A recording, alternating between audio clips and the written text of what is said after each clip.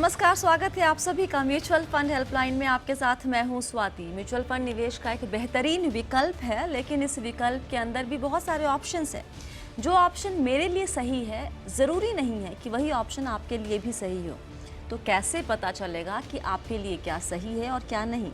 पता चलेगा हमारे शो म्यूचुअल फंड हेल्पलाइन के ज़रिए, जहां हम आपके सवालों के जवाब एकदम सरल और सहज भाषा में देते हैं, ताकि आपको अपने म्यूचुअल फंड इन्वेस्टमेंट पर क्लैरिटी मिल जाए। चलिए शुरू करते हैं आज का शो और देखते हैं कि आज के शो में खास क्या है। पोर्टफोलियो के मौजूदा फंड बदलने हो तो क्या है सही तरीका? फंड में निवेश रोकने के बाद भी क्या उस पर रिटर्न मिलता रहेगा? फ्रैंकलिन इंडिया की बंद हुई डेट स्कीम से कब तक पैसा वापस मिलेगा?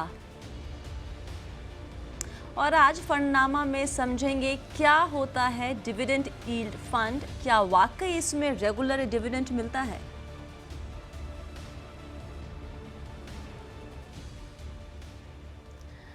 और आज सवालों के जवाब देने के लिए हमारे साथ हैं मनी फंड के सीईओ और को फाउंडर मोहित गांग। मोहित, बहुत बहुत स्वागत है आपका जी बिजनेस पर। कैसे हैं आप? Thank you Swati. बहुत बढ़िया। आप कैसे हैं? एकदम बढ़िया। चलिए सवाल जवाब का सिलसिला शुरू करते हैं। प्रमोद कुलकर्णी जी हमारे साथ फोन लाइन पर मौजूद हैं। प्रमोद जी नमस्ते। पुणे में हालचाल ठीक? हाँ मैडम, सब ठीक ठाक है। पोर्टफोलियो में 8 फंड है, सवाल क्या है लेकिन? मैडम, मेरा फंड में जितना मैं 3 साल से इन्वेस्ट करना शुरू किया हूँ जी। SIP के जरिए, तो ये जितना भी मैं फंड इन्वेस्ट किया हूँ मैं खुद जस्ट सर्च करके ही डाल रहा था। अच्छा। लेकिन अभी मैं देखा तो बहुत सारा नेगेटिव में है। हम्म। तो लेकिन मैं इससे घबराया नहीं हूँ। मैं तो लॉन्ग टर्म इन्वेस्ट के लिए सोच रहा हूँ। मेरा सोच है कि मेरा जरूरत है कि मान के चलो कि अगले 10 साल के बाद मुझे एक खुद घर बनाना है। ओके। प्लस थोड़ा पैसा बच्चों का एजुकेशन के लिए भी यूज करना है। जी। तो मुझे अभी एहसास हो रहा है कि कुछ फंड में शायद गलत चुना हूँ। अच्छा। मुझे समझता हूँ ये कुछ फंड से बैंकिंग वगैरह का रिलेटेड है, तो पूरा मार्केट डाउन हो गया है। तो मुझे क्या यही फंड में बरकरार रहना है या कुछ फंड स्विच करना है? और मुझे STP मतलब फंड स्विच भी करना है, तो उसमें क्या चार्जेस लगता है उसका मुझे आइडिया नहीं था। ओके। प्रमोद जी एक बात बताइए, आपने कहा कि 2 आपके लक्ष्य, एक तो घर आप चाहते हैं अपना बनाना और कुछ पैसे हाँ। आपको बच्चों की पढ़ाई के लिए। यस। 10-15 साल में, मतलब आपने एक घर वाले को तो टारगेट दिया हुआ है 10 से 15 साल, बच्चों की पढ़ाई के लिए कब तक की चाहिए होंगे पैसे? मैडम, बच्चों के एजुकेशन भी अभी मेरा बच्चा तो छोटा है, 3 साल का। अच्छा, तो वो भी लॉन्ग टर्म है काफ़ी उसका भी। Yes madam. ओके। मोहित, इनके पोर्टफोलियो में कुछ हाइब्रिड है, 2 हाइब्रिड, 2 सेक्टोरल, जी। 2 है या 3 सेक्टोरल है इनफैक्ट। 3 सेक्टर है। जी। और 2 लार्ज कैप। क्या लगता है आपको, कितना कम करना चाहिए, किससे निकलना चाहिए? देखिए प्रमोद जी, सबसे पहले तो आई थिंक आप पूरी तरह से फोकस्ड हैं और अवेयर हैं कि आपके पोर्टफोलियो में थोड़े से चेंजेस की रिक्वायरमेंट है, जो कि एक बहुत अच्छी बात है। मेरा एक बहुत ही स्पेसिफिक मानना है कि हमें सेक्टोरल फंड्स अवॉइड करने चाहिए कभी भी पोर्टफोलियो में, अनलेस कि आप पूरी तरह से कॉन्फिडेंट हैं, आपके एडवाइजर और आप दोनों मिलकर ये तय करते हैं कि आपको पोर्टफोलियो में एक्स्ट्रा रिस्क लेना है और आप अच्छी तरह से समझते हैं कि जिस सेक्टर में जा रहे हैं उस सेक्टर का आउटलुक कैसा है। अगर इन सब से आप वाकिफ नहीं हैं, तो मेरी रिक्वेस्ट ये रहेगी आपसे नहीं, सभी इन्वेस्टर्स से, कि सेक्टोरल फंड्स को अवॉइड करें। तो आपके पोर्टफोलियो में जो 2 बैंकिंग फंड है और एक इंफ्रास्ट्रक्चर फंड है, तीनों ही अगर देखा जाए तो सेक्टर ऐसे हैं ये दोनों जो बिल्कुल परफॉर्म नहीं कर रहे हैं, और इस साल banking actually is the worst performing sector year till date, और इंफ्रास्ट्रक्चर काफी कितने सालों से अच्छे रिटर्न्स नहीं दे पा रहा है। सो आई वुड सजेस्ट कि आप इनको चेंज करिए। आप चाहे तो एक इंडेक्स फंड को इंक्लूड करिए अपने पोर्टफोलियो में, और जो 2 सेक्टोरल फंड्स हैं उन्हें निकालकर आप एक मल्टी कैप फंड में चले जाइए। आप उसमें एक SBI फोकस्ड इक्विटी फंड का चुनाव कर सकते हैं। तो सेक्टोरल फंड्स को कम करने की जरूरत है, और 2 बैलेंस्ड फंड भी रख रखे हैं आपने पोर्टफोलियो में। आइडली 2 बैलेंस्ड फंड की या हाइब्रिड फंड की जरूरत नहीं है, आप उनको भी कंसोलिडेट कर कर एक हाइब्रिड फंड रख सकते हैं, तो वो काफी होगा आपके लक्ष्य के लिए।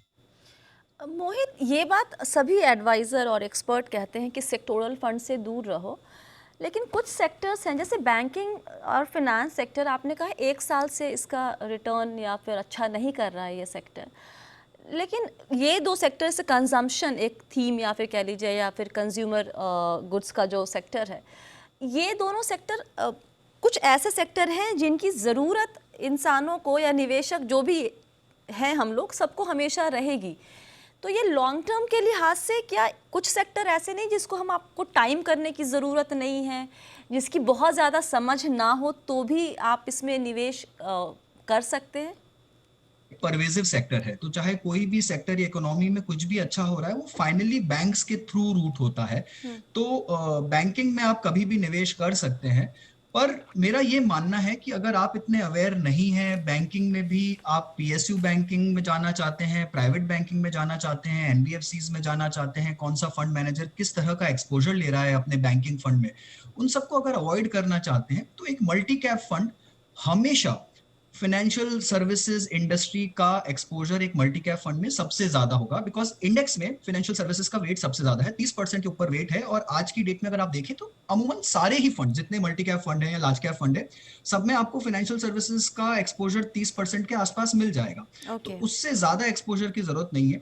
उसके आगे की एक्सपर्टीज हम फंड मैनेजर्स पे छोड़ सकते हैं कि कौन से बैंक्स किस तरह से उनको एक्सपोजर लेना है, बढ़ाना है, कम करना है। तो मेरा ये मानना है कि इंडेक्स फंड सेक्टोरल फंड से दूर रहना चाहिए जहां तक हो सके। और अगर आप पूरी तरह से कॉन्फिडेंट है कि क्या करना चाहते हैं और उसे बहुत लंबे टाइम तक होल्ड करना चाहते हैं, तभी आप उसमें निवेश करें। इनका एक सवाल था कि अगर ये स्विच करते हैं, जैसे आपने कहा है कि ये उदाहरण के तौर पे कि ICICI prudential banking and financial service fund को बंद करें और इसको मूव कीजिए आईसीआईसीआई इंडेक्स निफ्टी प्लान में, तो ये जब स्विच करेंगे या मूव करेंगे तो चार्जेस किस तरह के लगेंगे और कैसे करते हैं ये? So look, switch technically is a sell and buy transaction. तो आप एक तरफ जब स्विच आउट कर रहे हैं तो आप बेच रहे हैं टैक्स के लिहाज से, और जब स्विच इन कर रहे हैं तो आप नया स्कीम खरीद रहे हैं। तो जो भी कैपिटल गेन्स होंगे उसके ऊपर में, चाहे शॉर्ट टर्म लॉन्ग टर्म, वो कैपिटल गेन्स टैक्स आपको देना पड़ता है, शॉर्ट टर्म 15% के रेट पर और लॉन्ग टर्म 10% के रेट पर। उसमें आपको ग्रैंडफादरिंग का क्लॉज अलाउड है। जो 31 जनवरी 2018 के प्राइसेस थे उसके बाद आपका टैक्स कंप्यूटेशन होगा, वो उस प्राइस तक आप सेफ है अगर आपका पुराना इन्वेस्टमेंट है तो। और हर साल 1 लाख तक का गेन भी एग्जेम्प्ट है। वो आपको देखना पड़ेगा अपने एडवाइजर के साथ बैठ के कि कितना टैक्स आ रहा है, नहीं आ रहा है, और उसमें एग्जिट लोड है क्या। अमूमन सारी ही स्कीम्स में 1 साल का एग्जिट लोड रहता है इक्विटी स्कीम्स में, तो उसे भी आपको चेक करना पड़ेगा। उन्हीं यूनिट्स को स्विच करिए जहां पर आपको एग्जिट लोड ना लग रहा हो, धीरे धीरे करके स्विच कर सकते हैं और कॉर्पस को एक तरह से इंडेक्स फंड की तरफ डाइवर्ट कर सकते हैं ग्रेजुअली। ओके। और एक सवाल इनका ये भी था कि अगर मैं निवेश बंद कर दूं, मान लीजिए कि अगर किसी एक फंड में एसआईपी चल रही है, मैं आगे और एसआईपी ना करूं, उस पैसे को वहीं छोड़ दूं, तो उसकी ग्रोथ किस तरीके से होगी? वो कॉर्पस, उस स्कीम में जितने यूनिट्स आपने अभी तक ले लिए हैं वो यूनिट्स बरकरार रहेंगे, उस पे जो रिटर्न आ रहा है, स्कीम का जो परफॉर्मेंस है वो आपको आता रहेगा। आप सिर्फ उसमें फ्रेश पैसा और नहीं डाल रहे हैं और ज्यादा इन्वेस्टमेंट नहीं कर रहे हैं, बट जो आपने अब तक इकट्ठा किया है वो वैल्यू आपकी बढ़ती रहेगी उस स्कीम में। तो ये भी एक उपाय होता है कि आप चाहें तो अपना जो नया पैसा है, ये जो नए इन्वेस्टमेंट्स आप करना चाहते हैं, उसको आप डाइवर्ट करिए इंडेक्स और मल्टी कैप फंड में। पुराने वाले इन्वेस्टमेंट्स को थोड़े टाइम तक रखना चाहते हैं, उन्हें होल्ड करना चाहते हैं, या फिर एग्जिट लोड खत्म होने के बाद निकालना चाहते हैं टैक्स इम्प्लीकेशंस को देखते हुए, तो वो कॉल आप उस पर ले सकते हैं। अच्छा, आपने एक चीज़ यहाँ पर प्रमोद जी के सवाल से जुड़ा हुआ ही एक कहेंगे सवाल, आपने एग्जिट लोड की हम हमेशा बात करते हैं कि चेक कर लीजिए, अमूमन फंड हाउस या किसी भी स्कीम में, इक्विटी स्कीम में 365 दिन के पहले अगर आप निवेश निकालते हैं तो एग्जिट लोड कुछ लगता है। ये सेबी का की तरफ से कोई गाइडलाइन है या फिर ये फंड हाउस अपने हिसाब से तय करते हैं कि कितना ड्यूरेशन देंगे, उसके पहले अगर निवेश निकालो तो एग्जिट लोड वो चार्ज करेंगे? मैं क्यों पूछ रही हूँ, क्योंकि मैं यूनियन मिड कैप के बारे में थोड़ा पढ़ाई लिखाई जब कर रही थी, वहाँ लिखा हुआ था कि रिडेम्पशन विद इन 15 डेज अगर होता है तो वो एग्जिट लोड चार्ज लगाएंगे। तो मैंने बाकी किसी भी इक्विटी स्कीम में नहीं देखा है कि 15 दिन के अंदर वाला सिस्टम हो। तो ये सेबी की गाइडलाइन है या फिर इंडिविजुअल फंड हाउस अपने हिसाब से तय करता है? नहीं, सेबी की ऐसी कोई गाइडलाइन नहीं है स्वाति इस पर। सारे फंड हाउसेस अपना एग्जिट लोड खुद से डिटरमिन करते हैं। बट इक्विटी स्कीम्स में जनरली माना गया है कि अगर आप 1 साल तक मिनिमम आपको होल्ड करना चाहिए, तो जितना एक इक्विटी का उद्देश्य रहता है कि क्लाइंट्स को मिनिमम इतना तो होल्ड करना ही चाहिए हमारा फंड, ये देखने के लिए, जज करने के लिए कि परफॉर्मेंस कैसा है, तो उतना सब अपने हिसाब से एग्जिट लोड रखते हैं। इंडस्ट्री में ये प्रैक्टिस सी बन गई है कि 1 साल पर 1% का एग्जिट लोड लगा देते हैं। ओके। बट अगर आप देखेंगे जितने भी इंडेक्स फंड्स हैं, सब में सिर्फ 7 दिन का या 30 दिन का एग्जिट लोड होता है, वो भी 0.25%, उससे ज्यादा एग्जिट लोड नहीं होता। कुछ ओके। फंड हाउसेस ऐसे भी हैं जैसे HSBC जिनमें कोई एग्जिट लोड नहीं है जिनकी अच्छा। स्कीम्स में। ओके। तो ऐसे फंड हाउसेस मिल जाएंगे आपको जो as a philosophy exit load charge नहीं करते हैं। ठीक है। अगला सवाल लेते हैं। वेणुगोपाल जी का ईमेल आया हुआ है। उनकी उम्र है 58 ईयर्स और ये मंथली इनकम चाहते हैं अपने निवेश से। इनके पास करीब 10 लाख रुपए के आसपास रकम है। जानना चाहते हैं कि किस म्यूचुअल फंड में निवेश करें ताकि उनको 7.5 से 8% का रिटर्न मिले। SWP के ज़रिए ये चाहते हैं वो पैसे निकालना अपने निवेश से। क्या सलाह देंगे आप? ओके वेणुगोपाल जी, काफ़ी अच्छी बात है कि आप अपने रिटायरमेंट के लिए एक पॉजिटिव कैश फ्लो के लिए प्लानिंग कर रहे हैं अभी से। और जैसा कि कहा गया है, कैश फ्लो से बढ़कर कोई खुशी नहीं है। तो देखिए, 7.5 से 8% की जो दर है आपकी, वो थोड़ी ज़्यादा है करंट इंटरेस्ट रेट सिनेरियो को देखते हुए, क्योंकि मैं चाहूँगा कि आपका जो कॉर्पस रहे वो पूरी तरह से सेफ इंस्ट्रूमेंट्स में जाए। तो अगर आप डेट इंस्ट्रूमेंट्स या सेफ म्यूचुअल फंड्स की बात करेंगे तो 7.5 से 8% का दर हासिल करना थोड़ा सा मुश्किल है अभी के इंटरेस्ट रेट सिनेरियो में। तो मेरी राय ये रहेगी कि आप अपने जो 10 लाख रुपए हैं उसको कुछ 3 हिस्सों में इस प्रकार बांटिए कि एक हिस्सा मनी मार्केट फंड, जहां पर आप 3 महीने के बाद से विड्रॉल करना शुरू कर सकते हैं। एक हिस्सा कोई लो ड्यूरेशन फंड लीजिए जहां पर आप साल भर के बाद से विड्रॉल शुरू कर सकते हैं। और एक छोटा सा अमाउंट, चाहे वो 1 लाख 2 लाख, वो अमाउंट आप डिसाइड कर सकते हैं। मेरे हिसाब से 2 लाख ठीक रहेगा। आप एक हाइब्रिड फंड में डालिए जहां पर आप 3 साल के बाद विड्रॉल शुरू करिए, ताकि वो कॉर्पस आपके लिए कुछ काम कर सके। तो ये तो रही एक तरह से सेफ पोर्टफोलियो बनाने की बात। आप चाहें तो इसमें फंड के साथ में कुछ कॉर्पोरेट डिपॉजिट ऐड कर सकते हैं, अच्छे अच्छे इशूअर्स के, जैसे HDFC लिमिटेड हो गया, बजाज फाइनेंस हो गया, जहां पर दर कुछ 6.5 से 7% के बीच में चल रही है। और वो आपको मंथली पे आउट भी दे सकते हैं। तो उसको भी आप चाहे तो मिक्स में ला सकते हैं अपना पोर्टफोलियो बनाने के लिए और मंथली फ्लोज के लिए। ऑलराइट, चलिए यहाँ पर एक छोटा सा ब्रेक लेते हैं। ब्रेक के बाद हम कुछ और सवाल लेंगे और जवाब देने की कोशिश हम पूरी करेंगे। आप सभी बने रहिए म्यूचुअल फंड हेल्पलाइन के साथ।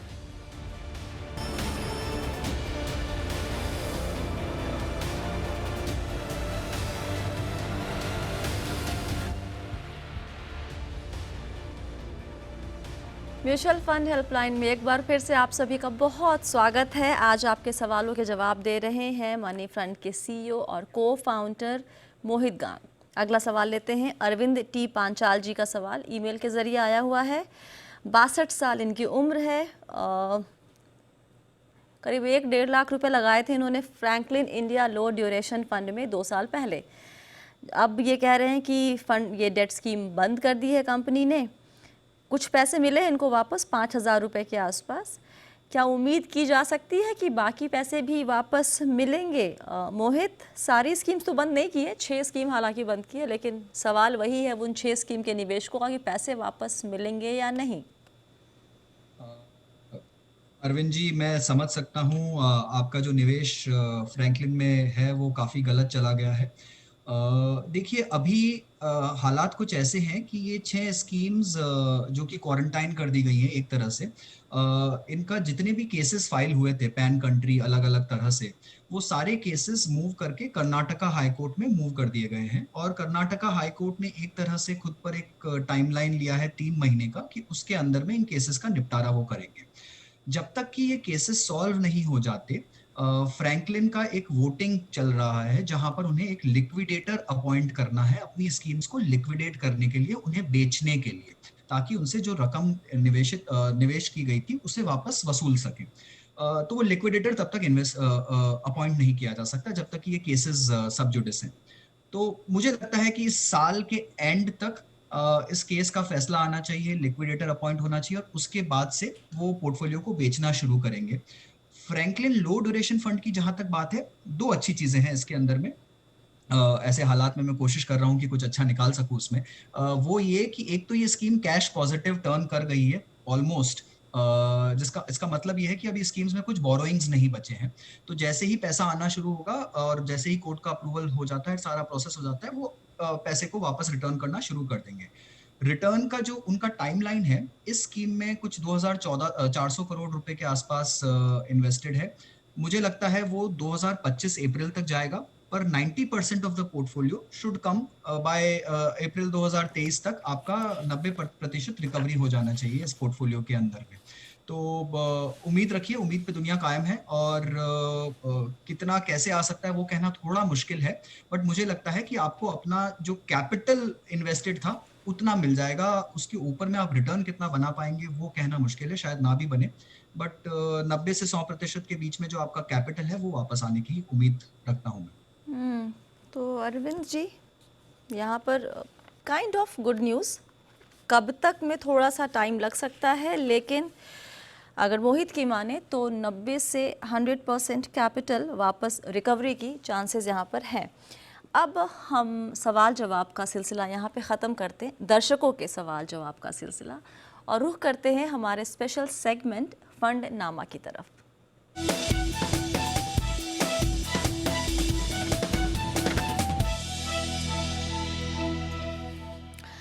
और आज हम फंड नामा में बात करेंगे एक ऐसी कैटेगरी की जिसके नाम में डिविडेंड लिखा है, और ये अमूमन लोग सोचते हैं कि इसमें तो शायद डिविडेंड रेगुलर मिलता है। तो ये कहाँ तक सही है गलत है ये समझते हैं मोहित से। नाम है उस कैटेगरी का डिविडेंड यील्ड फंड। ये क्या है, ये कैटेगरी में निवेश कहाँ करता है फंड मैनेजर मोहित? स्वाति, इस कैटेगरी के दो मेन ऑब्जेक्टिव्स होते हैं। एक, फंड मैनेजर्स कोशिश करते हैं ऐसे स्टॉक्स को चुनने की जहां पर डिविडेंड यील्ड जो है उन स्टॉक्स का अच्छा हो, या वो स्टॉक्स अच्छा डिविडेंड देते हो साल दर साल, ताकि फंड में कैश फ्लो आ सके और उसको फंड मैनेजर्स आगे दे पाए। काफी बार ये भी देखा गया है कि फंड मैनेजर्स एक दूसरे ऑब्जेक्टिव से भी स्कीम को चलाते हैं। वो ये कि वो कोशिश करते हैं कि मंथली रेट पर फंड जो है वो इन्वेस्टर्स को डिविडेंड दे पाए। जो पहला ऑब्जेक्टिव है कि ऐसे स्टॉक्स चुनना, वो इंडिया के मार्केट में थोड़ा मुश्किल हो जाता है काफी बार, बट कोशिश करके ये स्कीम्स उसी तरह के स्टॉक्स चुनते हैं जहां पर डिविडेंड यील्ड अच्छा हो, और दूसरा ऑब्जेक्टिव फुलफिल करने के लिए जो कि हर महीने अपने इन्वेस्टर्स को एक डिविडेंड रिटर्न दे सके। तो इस हिसाब से, क्योंकि यहाँ पे अगर हर महीने और ये गारंटी होता है कि हर महीने डिविडेंड मिलेगा? नहीं नहीं, कुछ भी गारंटीड नहीं होता एक्चुअली। म्यूचुअल फंड और गारंटी शब्द दोनों साथ में बिल्कुल नहीं जाते, चाहे वो कोई भी कैटेगरी हो, और डिविडेंड तो कतई नहीं।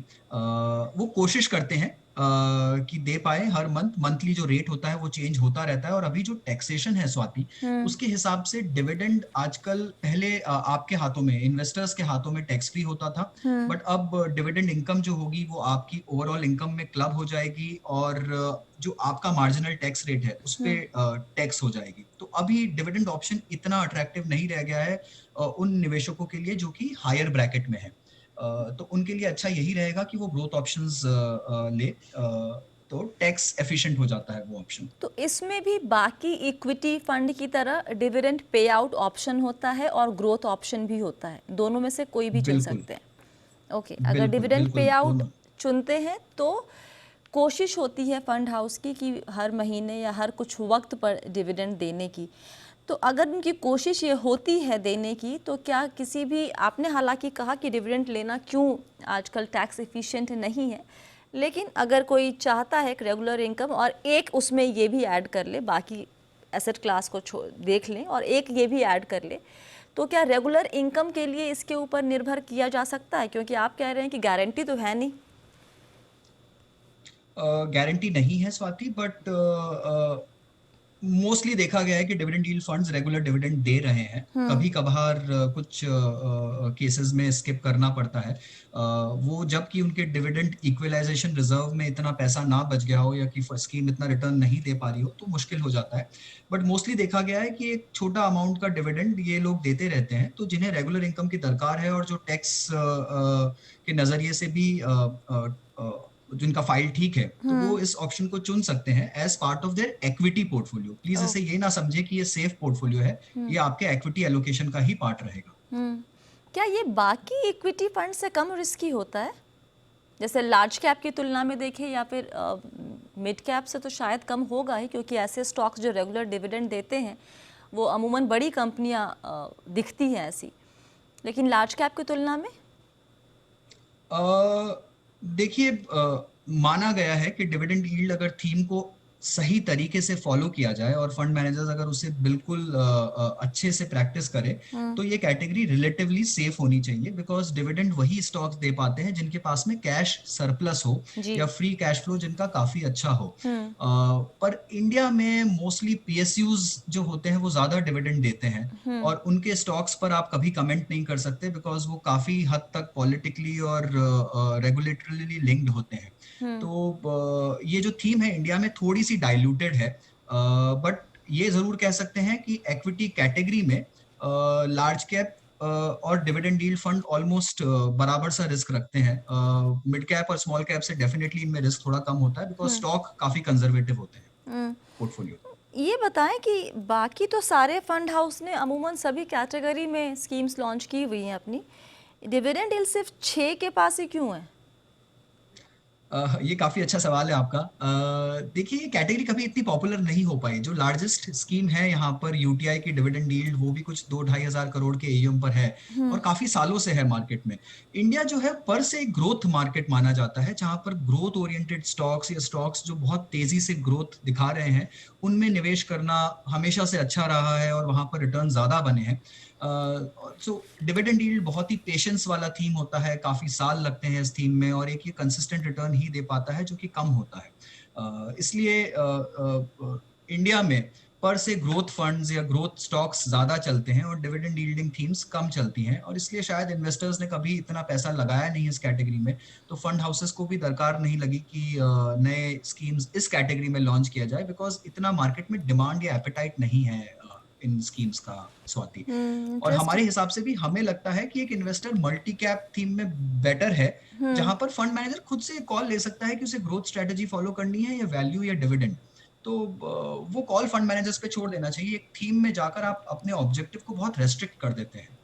Okay, quickly one question then, last question कि भाई ये अगर किसी को निवेश करना ही है डिविडेंड यील्ड में, तो किस स्टेज पे अपने निवेश के ये इस तरह के फंड को देख सकते हैं? Look, I think towards retirement, अगर आप रिटायरमेंट की तरफ जा रहे हैं, 5 साल बचे हैं, आपका कुछ लक्ष्य है कि 5 साल में आपको अपना पोर्टफोलियो बहुत कंजर्वेटिवली चलाना है और रिटायरमेंट के बाद भी आप थोड़ा सा इक्विटी रखना चाहते हैं अपने पोर्टफोलियो में, तो वहां पर इस तरह के सेफ कैटेगरीज का चुनाव किया जा सकता है, जैसे हाइब्रिड या dividend yield funds. Regular income जिनको चाहिए ही चाहिए और वो डिविडेंड के थ्रू लेना चाहते हैं, अगर वहां पर टैक्स एफिशिएंसी आ रही है और वो लोअर टैक्स फाइल्स में है, तो डिविडेंड यील्ड एक अच्छा ऑप्शन हो सकता है इनकम लेने के लिए। ओके, बहुत बहुत और कंजर्वेटिव एलोकेशन के लिए। जी, बहुत बहुत शुक्रिया मोहित, आज सभी सवालों के जवाब देने के लिए और डिविडेंड यील्ड फंड को बहुत ही आसान शब्दों में हमारे दर्शकों को समझाने के लिए। Thank you, thank you. और इसी के साथ म्यूचुअल फंड हेल्पलाइन में फ़िलहाल इतना ही। अगर आप चाहते हैं कि हम आपके सवालों के जवाब दें तो अपने सवाल हमें भेजिए। पहले सवाल कैसे भी हो सकते हैं, छोटे बड़े, ध्यान रहे कि सवाल कभी भी कोई स्टूपिड सवाल नहीं होता, सब सवाल अहम होते हैं। तो सवाल भेजने में हिचकिचाइए मत, अंग्रेज़ी हिंदी किसी भी भाषा का प्रयोग करें और जब भी सवाल भेजते हैं तो प्लीज़ अपना नाम और नंबर ज़रूर लिखिए ताकि हम आपको कॉल कर सकें। फ़िलहाल के लिए इतना ही, आप सभी बने रहिए जी बिज़नेस के साथ। नमस्कार।